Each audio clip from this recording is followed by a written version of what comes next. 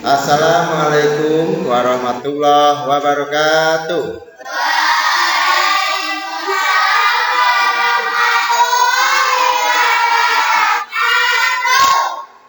Halo anak-anak. Hai. Hari ini kita berjumpa lagi dengan Pak Guru Iwan Setiawan untuk mengikuti kegiatan pembelajaran kelas 5 sekolah dasar. Bagaimana kabar kalian semuanya anak-anak? Alhamdulillah. Bagi teman kalian yang hari ini tidak bisa berangkat, mungkin karena sakit, mari kita doakan semoga mereka yang sedang mengalami atau diberi kenikmatan sakit segera diberi kesembuhan. Amin ya robbal alamin. Anak-anak, video pembelajaran untuk sekolah dasar kelas 5 ini masih dengan tema yang sama dengan video sebelumnya, yaitu tema 8 lingkungan sekitar kita. Dan pembahasan masih dengan subtema yang pertama, manusia dan lingkungan. Kali ini kita memasuki pembelajaran yang kelima. Namun begitu, sebelum kita lanjutkan pembelajaran kita, mari kita awali dengan berdoa menurut agama dan kepercayaan masing-masing. Berdoa dipersilakan.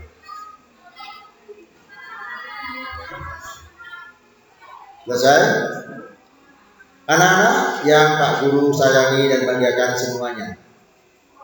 Pada pembelajaran kelima ini kita nanti akan fokus yaitu bernyanyi kembali seperti pada pembelajaran yang kedua kemarin. Anak-anak sudah siap bernyanyi ya? Alhamdulillah. Mari kita lanjutkan ke materi pelajaran selanjutnya. Anak-anak, seperti tadi Pak Guru sampaikan, pada pembelajaran kelima ini kita akan belajar bersama dengan Beni dan teman-temannya untuk berlatih menyanyikan sebuah lagu yang berjudul Kampungku. Lagu ini adalah ciptaan dari Bapak Ate Mamo. Seperti apa dan bagaimana notasi lagunya? Mari kita perhatikan di halaman selanjutnya.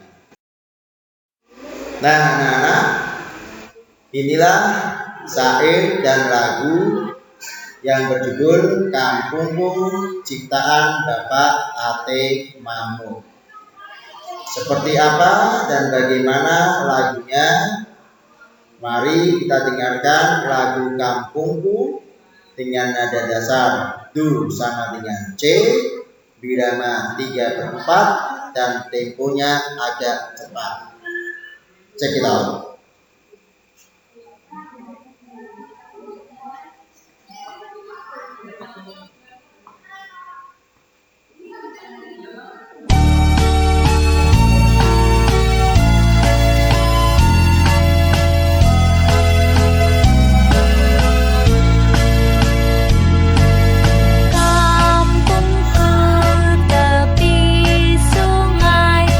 Dengan rumah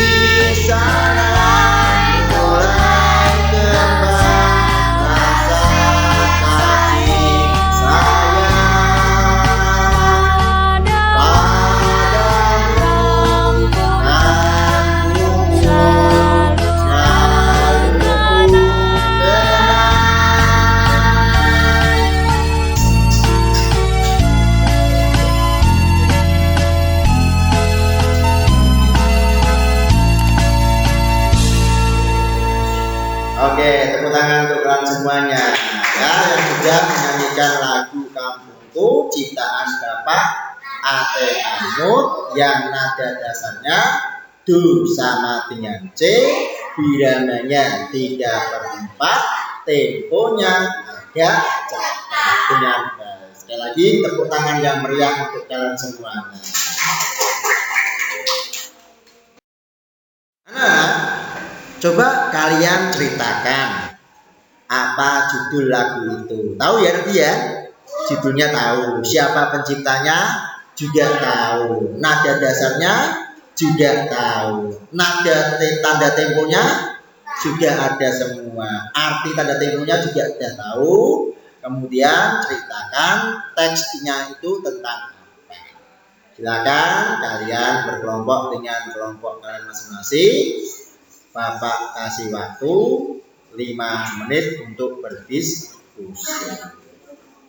Silakan kelompoknya Mbak Hilda, Mbak Sinta, Mas Deska, Mbak Najwa, silakan berdiskusi membahas 6 pertanyaan tersebut. Sudah semua? Oke, Mbak, kita ingin dengar jawaban dari kelompok yang pertama. Jawabannya apa? Yaitu Mbak Indri. Jawabannya apa Mbak Indri? Yang pertama pertanyaannya, judul lagunya Kampungku. Kita cek betul pada ya. Lagu di atas berjudul Kampungku. Tepuk tangan ya. Nomor 2, kelompoknya Mas Deska. Jawabannya apa Mas Deska? Siapa penciptanya? Bapak A.T. Mahmud. Kita cek kita. Diciptakan oleh Bapak A.T. Mahmud. Tepuk tangan untuk Mas Deska. Yang nomor 3, Mas Farsa. Pertanyaannya apa tuh Mas Farsa? Nada dasarnya dong? Ayo apa Mas Farsa? Bener enggak? Nada dasarnya agak cepat. Nada dasarnya dulu apa? Do sama dengan C. Kalau 3/4 bukan nada dasar tapi birama. Ini ya. Nomor 3. Nada dasar yang digunakan adalah do sama dengan C. Nanti sudah diterangkan Pak Guru ya. Nah, yang nomor 4. Coba Mbak Sawaru.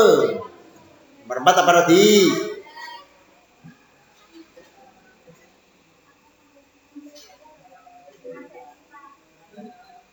Pertanyaannya apa? Pertanyaannya?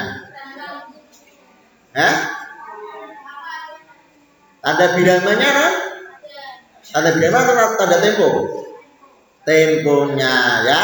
Tempo yang digunakan yaitu tempo agak cepat. Tepuk tangan ke Mbak Sawarun ya. Berikutnya nomor 5. Ya Mbak Najwa. Ya. Yang keras sayang. Apa pertanyaan nomor 5? 3/4. Itu apa pertanyaannya? Tempo atau birama? Tempo. Apa artinya tempo itu? Nah ya, tempo agak cepat artinya lagu tersebut dinyanyikan dengan tempo atau ketukan yang agak cepat ya. Yang terakhir, coba siapa yang mau menceritakan tentang apa tadi lagunya? Siapa Mbak? Ayo Mbak, siapa Inayah? Tentang apa tadi? Tentang kampungku. Kampungku yang bagaimana? Di tepi sungai, terus terbuat dari bambu, terus dilintasi perahu, mulai kembang kasih sayang ya, selalu ku kenang ya, intinya itu ya. Coba jawabannya nomor 6.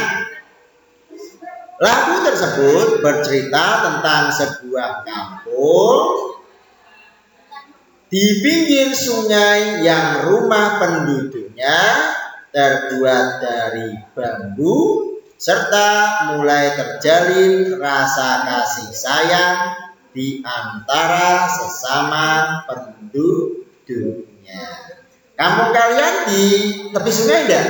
Ya. Tepi tambak, ya, karena di Sasriulan ada di tepi tambak. Semangat. Oke. Nah, anak-anak, tadi kalian sudah berlatih menyanyikan lagu Kampungku dengan nada yang baik, ya, sudah bisa mengerti nadanya dengan baik. Perhatikan pengucapan syairnya, ya, supaya apa? Supaya jelas dan dipahami dengan benar oleh pendengar. Kemudian nanti dicoba lagi bernyanyi dengan teman-teman kalian, mungkin saat istirahat atau di rumah. Bisa juga menggunakan iringan musik. Ya, tadi Pak Guru menggunakan iringan karaoke, ya, musik karaoke. Nyanyikan coba dengan nada dasar yang berbeda, ya. Mungkin diturunkan lagi nada dasarnya atau temponya dibedakan. Nanti kamu akan membedakan bagaimana cara menyanyikannya, ya. Nah, anak-anak, tangga lagu dibagi menjadi dua. Ada yang bertangga nada diatonis mayor dan ada juga yang bertangga nada diatonis minor. Untuk lagu Kampungku termasuk bertangga nada diatonis mayor. Nah, maksudnya apa, anak-anak? Coba supaya kalian bisa memahami dengan baik. Walaupun kemarin di tema sebelumnya sudah dipelajari, ya, tentang diatonis mayor dan diatonis minor. Untuk kali ini kita akan pelajari lebih lanjut supaya kalian lebih memahami dengan baik. Anak-anak, mari kita baca bacaan berjudul Tangga Nada Diatonis Mayor. Tangga nada merupakan susunan berjenjang. Misalnya do, re, mi, fa, sol, la, si, do. Do, re, mi, fa, sol, la, si, do. Do, si, la, sol, fa, mi, re, do. Do, re, mi, fa, sol, la, si, do. Do, si, la, sol, fa, mi, re, do. Dalam seni musik ada jenis tangga nada diatonis. Tangga nada diatonis terdiri atas 8 nada. Berapa, sayang? 8 nada. Nah, tangga nada diatonis dibagi lagi dalam 2 jenis, yaitu tangga nada mayor dan tangga nada minor. Tangga nada diatonis mayor memiliki jarak atau interval, yaitu 1, 1, setengah, 1, 1, 1, setengah. Ingat-ingat, ya, jarak atau intervalnya adalah 1, 1, setengah, 1, 1, 1, setengah. Nah, itu ada contoh urutan nada diatonis dari C, D, E, F, G, A, B, C. C ke D itu 1, D ke E itu 1, E ke F itu setengah, F ke G itu 1, G ke A itu 1, A ke B itu juga 1, B ke C setengah. Berapa jaraknya Mbak Indri dari A ke B? 5. Tak dengar, kenapa? Diterangkan malah ngobrol sendiri.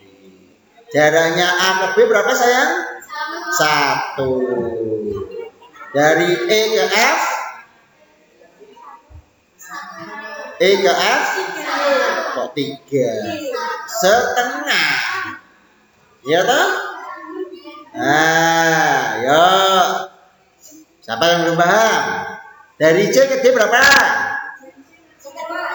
C ke D 1. D ke E 1. F ke G 1. B ke C setengah. Paham ya? Nah, makanya kalau diterangke ya diperhatike, aja ngomong dhewe. Diterangke malah ngobrol sendiri. Teman kalian yang PJJ ini memperhatike. Masa kamu yang tatap muka malah tidak mau memperhatikan dengan baik. Ya. Oke. Nah, itu kalau digambar bentuknya seperti kayak gitu. Mulai dari yang paling rendah sampai yang paling tinggi, ya. Nah, ciri-ciri tangga nada diatonis mayor biasanya yaitu yang pertama bersifat riang gembira. Sifatnya apa sayang? Riang gembira. Yang kedua bersemangat. Yang ketiga biasanya diawali dan diakhiri dengan nada do. Namun tidak menutup kemungkinan diawali juga dengan nada sol atau yang kelima atau nada mi, nada yang ketiga, dan diakhiri dengan nada do, nada yang pertama. Sampai sini siapa yang mau bertanya? Nah, kalau ada pertanyaan Pak Guru yang bertanya, ya Mbak Inaya. Ciri-ciri tangga nada diatonis mayor apa? Ciri-cirinya. Nah, kenapa? Diterangke malah mainan sendiri, tidak memperhatikan, ya. Yang pertama tadi apa ciri-cirinya? Bersifat riang gembira. Apa Mbak Inaya? Tidak dengar. Bersifat riang gembira. Yang kedua apa Mbak Bangir Awalia? Bersemangat. Yang ketiga apa Mas Farsa?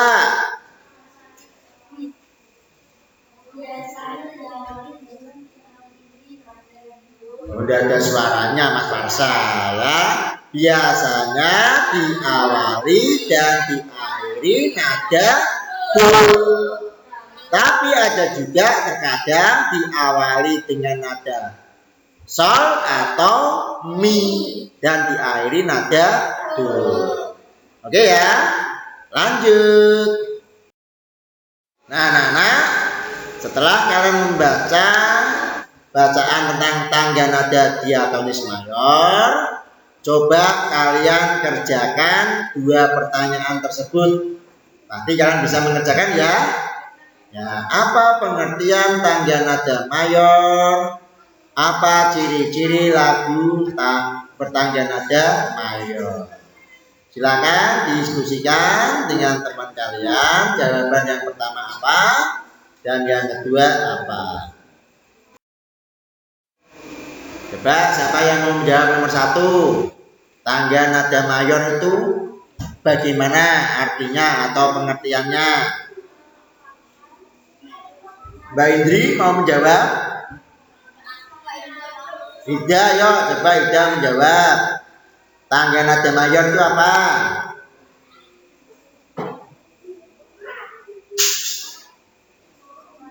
Belum ada yang mencoba?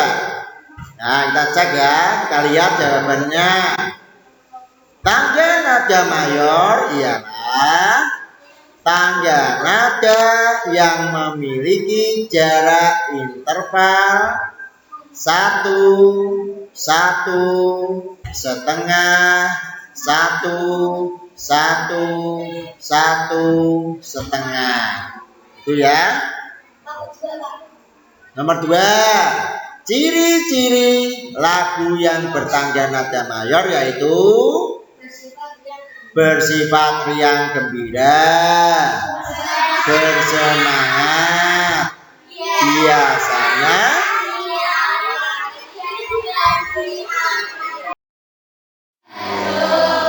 biasanya diawali dan diakhiri nada ku. Anak-anak, lagu Kampungku tadi menceritakan sebuah kampung yang berada di tepian sungai, tempat perahu-perahu melintas. Rumah-rumah di kampung tersebut terbuat dari bambu. Kalian bisa membayangkan ya suasananya ya. Kira-kira di daerah mana ya yang masih kayak gitu? Seribulan. Nah, Seribulan juga ada yang panggung kayak gitu ya. Nah, rumah kalian seperti kayak gitu juga. Nah, karena sudah terkena abrasi, jadi dibentuk panggung. Nah, pada siang hari yang terik, panas matahari akan menguapkan air dari permukaan sungai. Kemarin sudah dipelajari tentang apa? Siklus air ya. Apa akibatnya bagi persediaan air sungai bila panas matahari yang siang hari itu sangat terik sekali? Airnya akan menguap, betul sekali. Nah, sekarang coba diskusikan, dijawab dua pertanyaan di bawah tersebut. 1. Dari mana asal persediaan air sungai? Yang kedua, siapa saja yang memanfaatkan air sungai ya? 3. Apa saja manfaat air sungai? Yang keempat, apakah persediaan air sungai dapat berkurang karena menguap saat terkena panas matahari? Yang kelima, faktor-faktor apa yang dapat mempengaruhi persediaan air sungai? Silakan diskusikan seperti biasa dengan kelompok kalian. Nanti kalian tuliskan jawabannya di buku tulis kalian atau di buku siswa langsung. Sudah siap untuk mempresentasikan jawaban kalian? Siapa yang mau presentasi? Parsa, nomor 1 apa itu? Pertanyaannya? Ya? Iya, persediaan air sungai berasal dari air hujan, terus mata air dan aliran air dari daerah yang lebih tinggi, namanya hulu sungai ya. Jadi air sungai itu pertama dari hujan, yang kedua dari mata air, yang ketiga dari daerah yang lebih tinggi. Nomor 2, air sungai dimanfaatkan oleh siapa? Oleh manusia, hewan, dan tumbuhan. Semua makhluk hidup memanfaatkan air sungai. Nah, ya. Baik yang di sekitar sungai maupun yang di dalam sungai ya. Nomor 3, manfaat air sungai antara lain untuk pengairan atau irigasi. Siapa berarti yang memanfaatkan kalau irigasi? Petani untuk mengairi sawahnya. Terus apa lagi? Sarana transportasi. Biasanya di mana ini? Daerah mana yang untuk transportasi itu? Kalimantan, Papua, ya. Dan juga untuk keperluan sehari-hari manusia serta sumber makanan dan habitat hewan dan tumbuhan, membantu proses fotosintesis tumbuhan, ya. Terus yang keempat, persediaan air sungai dapat berkurang karena menguap. Menjadi apa? Menjadi awan ketika terkena panas sinar matahari. Namun begitu akan kembali lagi ketika hujan turun karena adanya apa? Siklus siklus air. Nah, faktor-faktor yang mempengaruhi persediaan air sungai diantaranya yaitu adanya curah hujan. Ya, pas musim hujan curah hujannya banyak. Cuacanya, apakah cuacanya mendung, hujan, panas juga berpengaruh. Kondisi hulu sungai, kondisi di daerah atas, ya, daerah dataran tinggi. Itu jawaban dari 5 pertanyaan tersebut. Tepuk tangan untuk kalian semuanya.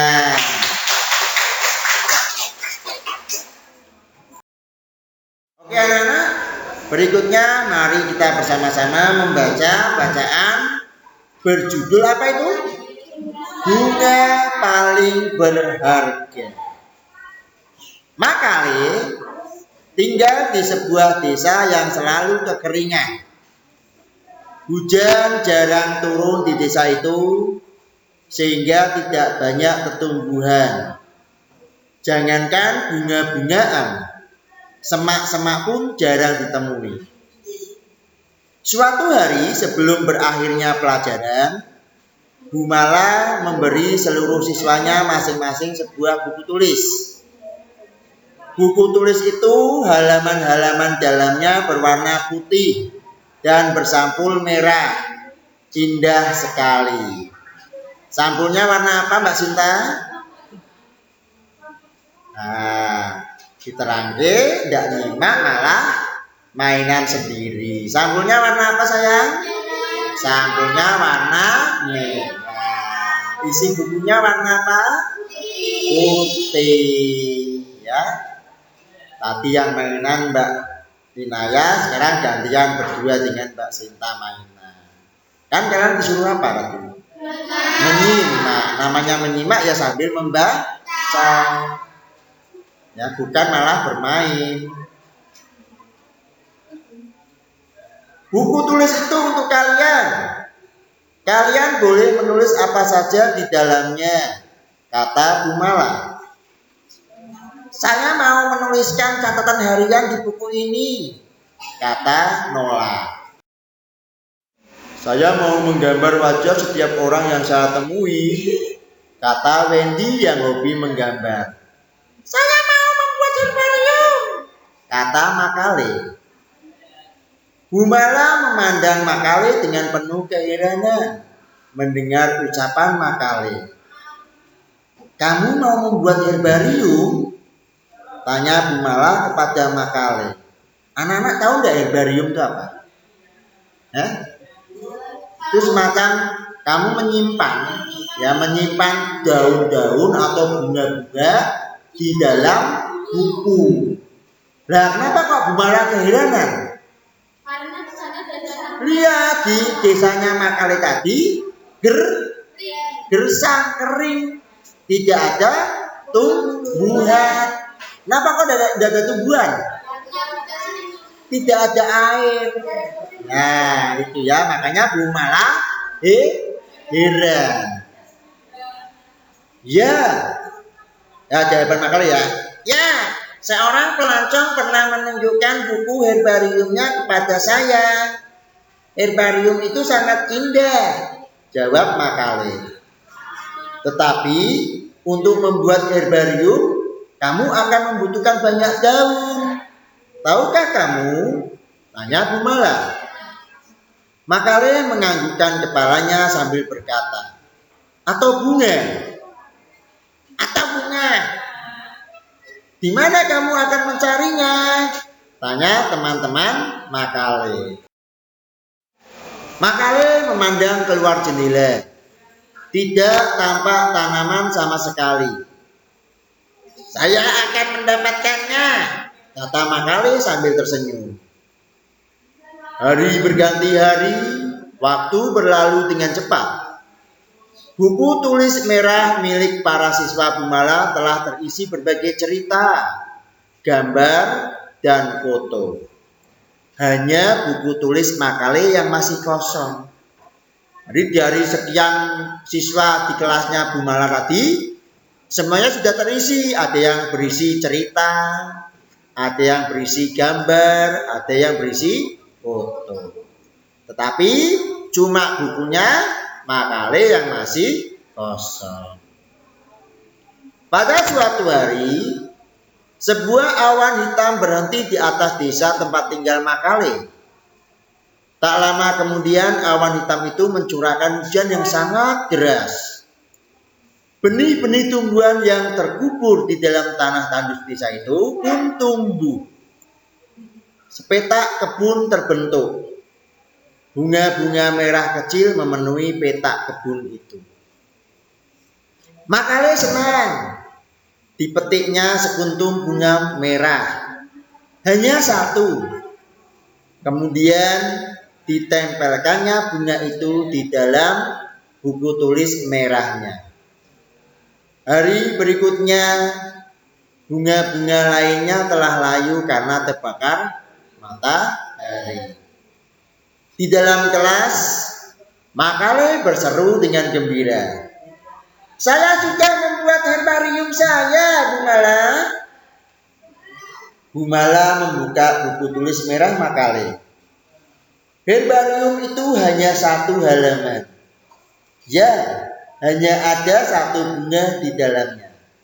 Namun, bunga itu paling berharga di dunia.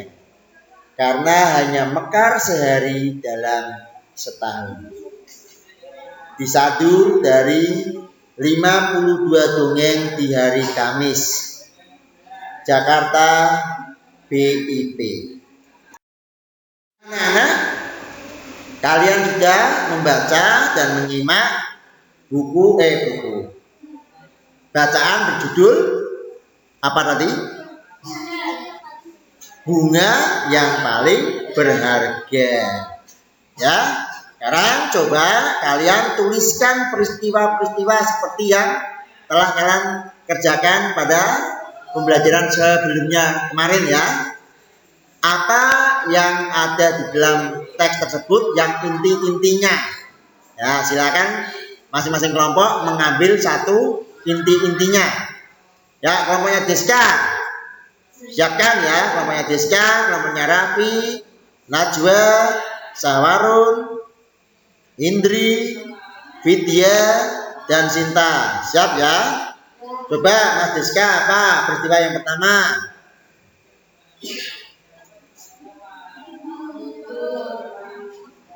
Wah, kelamaan apa?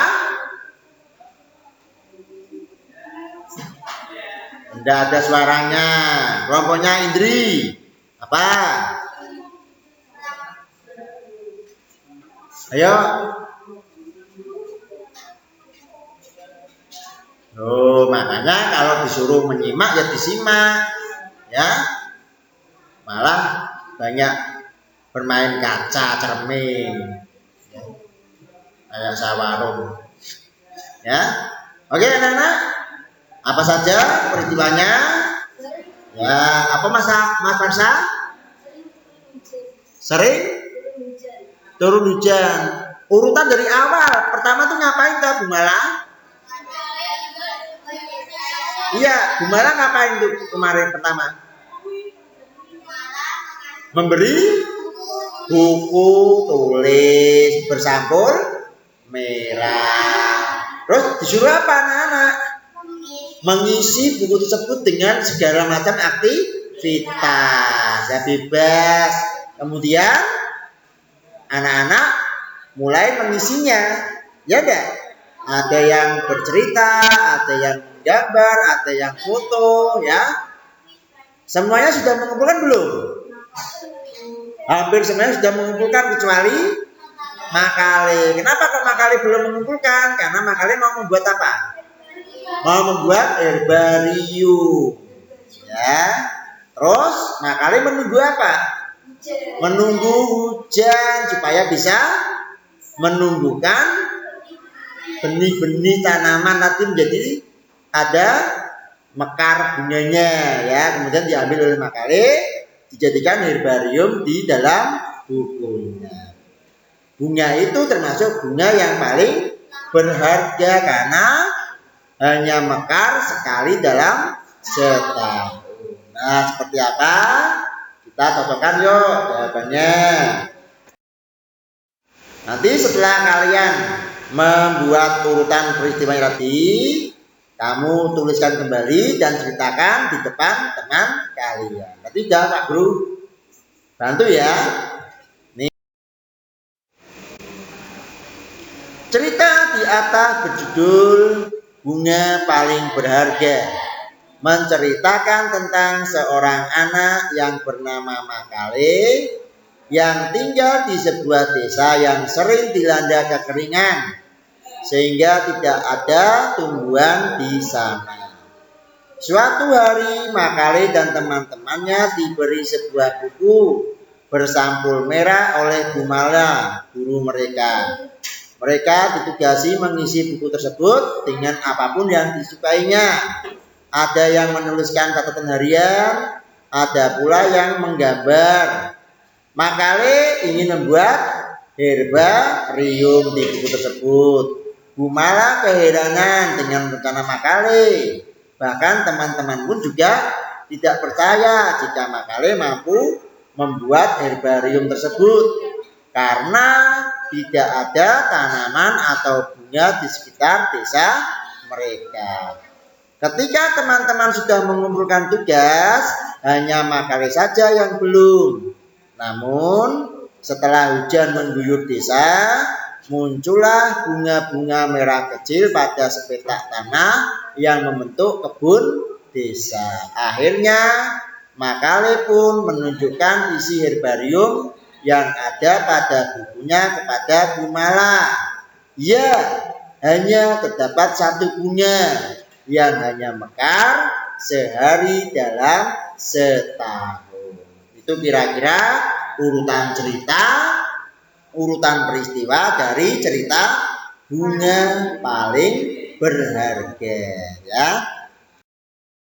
Nah, tibalah kita sudah di penghujung pembelajaran kita hari ini. Mari kita coba untuk merenungkan, ya, seperti biasa, pengetahuan dan keterampilan apa yang bisa kalian berikan bagi perbaikan kehidupan lingkungan sekitar kalian. Nah, kira-kira apa ya pengetahuan dan keterampilannya? Pengetahuan dan keterampilan yang bisa kalian berikan untuk perbaikan lingkungan di antaranya yaitu menjaga dan merawat sungai dengan baik sebagai sumber penyedia air yang sangat dibutuhkan oleh semua makhluk hidup, serta lingkungan di sekitar rumah kita seperti tanaman yang juga sangat dibutuhkan makhluk hidup, khususnya manusia dan hewan sebagai bahan pangan. Itu yang bisa kalian berikan untuk perbaikan lingkungan sekitar kalian, ya. Intinya apa?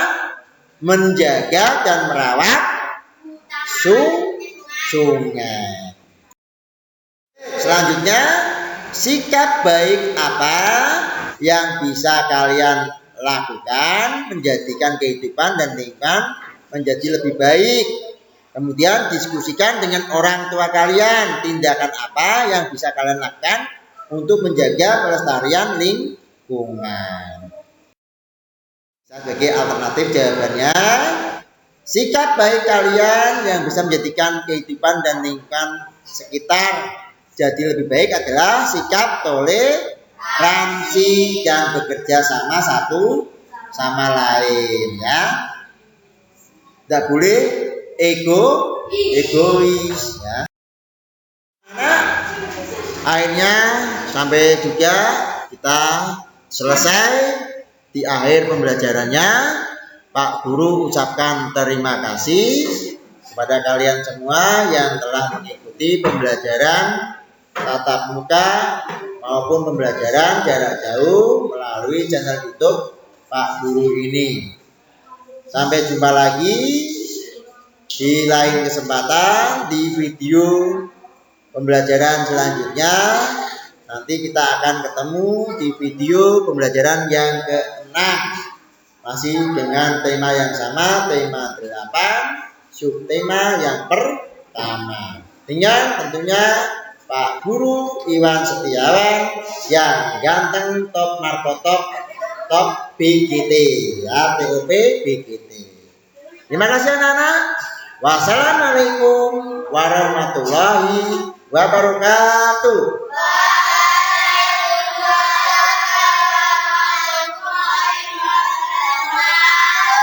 Jangan lupa LCS-nya, like, comment, subscribe, and share.